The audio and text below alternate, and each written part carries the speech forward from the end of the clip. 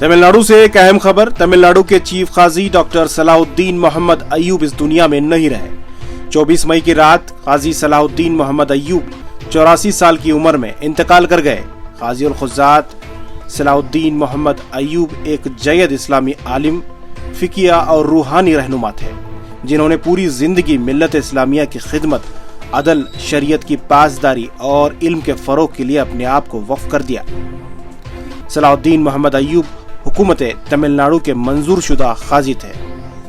इनकी सादा तबीयत और अदल पर मुबनी फैसले न सिर्फ रियासत तमिलनाडु बल्कि मुल्क भर में कदरदानी की नज़र से देखे जाते थे।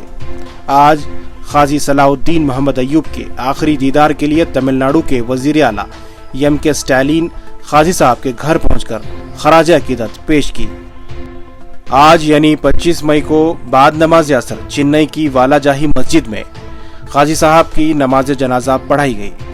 काजी साहब के जस्ते खाकी को दरगाह हजरत दस्तगीर कब्रिस्तान में सुपुर्द खाक कर दिया गया। तमिलनाडु से रिजवानुल्लाह की रिपोर्ट।